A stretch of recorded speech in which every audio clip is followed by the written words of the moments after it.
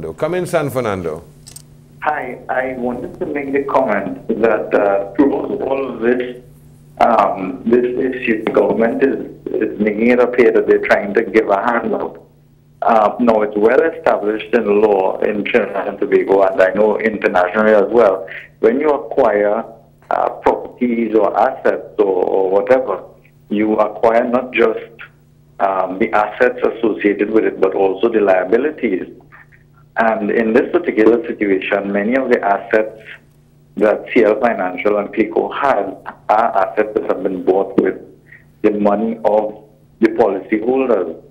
And these are assets which government will acquire, so there will be some profits generated in the long run, and I guess even more so when the global economy turns around. So given that government has these assets, I think, and the precedents established in law, they should always also be willing to accept the liabilities. I think they have. Thank you so much. Okay. We have our final caller also from San Fernando. Come in, San Fernando, too. San Fernando, are you there? Yes. Yeah, hello. Yes. Where are you on the air? Yeah. The issue regarding the why would people put all of their money in so-called one basket? This basket was of goods in terms of, this basket of investments was in fact guaranteed by the central bank. It was tantamount to buying a government bond. As anyone would know, the safest investment you can actually buy is a government bond. And most people view that because they felt it was guaranteed not just by the statutory fund, but it was subsequently, after the intervention on January 30th of 2009, it had also a so-called sovereign guarantee. San Fernando, let me ask you a question while you're on the air. Do you know of anybody who went and bought one of these policies after January 30th, 2009?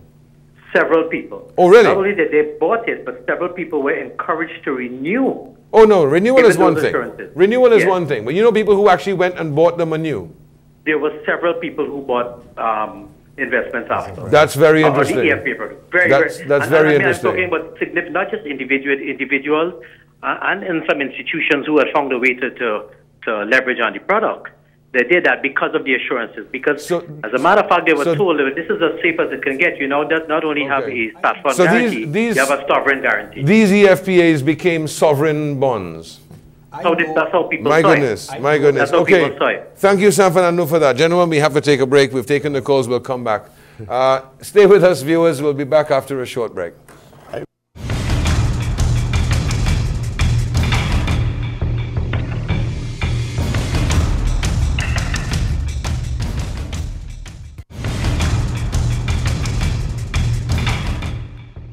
Welcome back to CNC3's special edition on the Clico crisis. I'm Jeremy Matuk. My guests this evening are Government Senator Patrick Watson, Peter Pamel of the Clico Policyholders Group, and Douglas Camacho, President of ATIC. Gentlemen, we're starting to run out of time. We have about 15 minutes left and one more break to come. I've heard it said, and I want to start looking forward a bit here, okay? We've discussed the mess.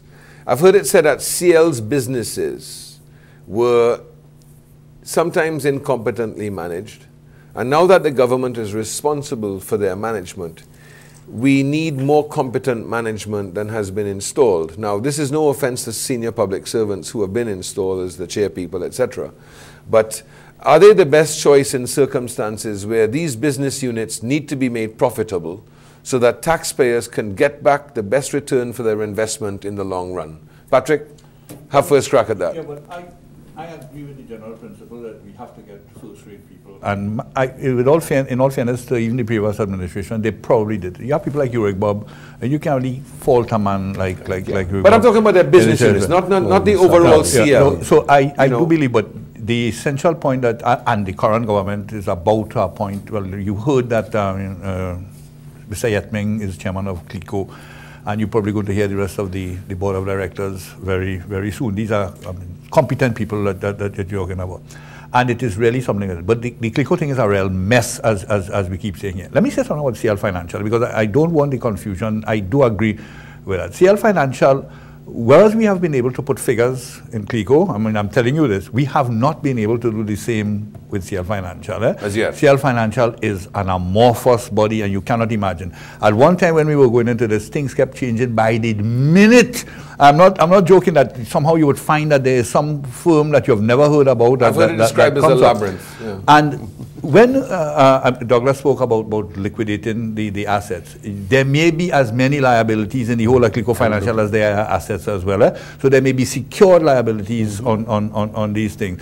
So I am not too sure what we are going to get when the assets, I mean, I'm not talking about those owned by Clico as such, because remember there's a funny situation to where Clico also owns a large part of, a large amount, has a big hold in the mother CL financial group. So yes, it has to be managed properly, and my own feeling is that certainly I have faith in the current administration to put that in place and to get it. Related to that, the Prime Minister said in Parliament that government has paid billions for a 49% share in a bankrupt company. By her statement, I take it that government does not have full control of the companies acquired. Can someone explain this? And does it mean that government cannot sell these companies as it would like? Does anyone know about that? Douglas, do you know about that? Well, I know that there's a 49%, but to the extent that the memorandum that they agreed upon allows them to have control or not, I really can't say. But as Patrick is saying, I think it's deeper than that, because it then goes down to the unit level of the individual entities within the CL Financial Group.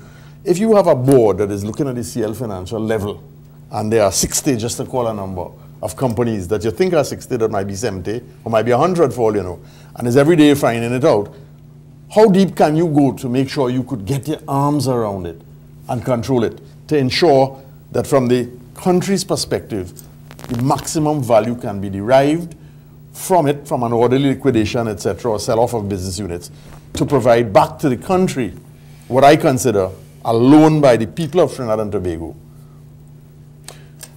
Peter, I've heard the suggestion from some representatives of depositors, not yourself, and those who were involved in selling these so-called policies, that the government's plan, the current government's plan, has already started a run on the banks. But my checks with several banks have revealed no such developments. In fact, I'm told that liquidity is still excessive.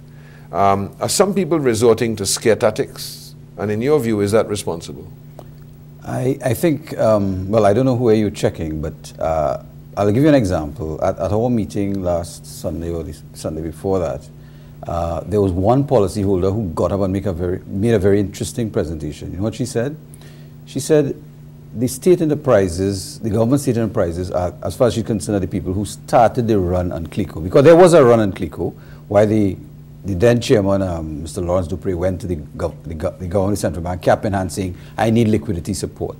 And what she suggested, and obviously we as responsible leaders did not support that, but what she was suggesting is that why don't we all go at once and take out all our money from a financial institution, maybe a government financial institution, and let us stick our fingers in their eyes. Now let me tell you something, Jeremy. You may have seen in the newspaper, I'm seeing full-page ads on a daily basis in all 3 newspapers by a certain financial institution, and the information that I have... Unit Trust Corporation. Well, you have court close, I don't. My information is that there may be concerns as far as that particular institution is concerned, vis-a-vis the fact that they are advertising in such an aggressive manner to convince people that they have no exposure to Clico and that things are all right. That's all I would say on that matter. And therefore, you would also recall when this issue was announced with Clico, another financial institution of which they have significant shareholdings in, there were long lines outside those doors. That was quelled when the governor came and he said, don't worry, everything was safe. And he poured oil I want to caution waters. The present government.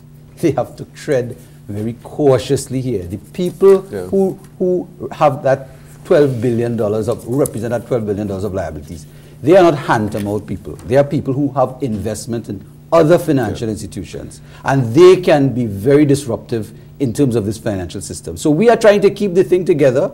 We are saying, let's sit down and talk this thing through, let good sense prevail. Because if those people start to give problems, you could have real problems in the system. Well, viewers, we go to our final break. We're going to come back for some closing comments where you will hear from these 3 gentlemen what they think, and you'll hear what I think. Stay with us, don't go away.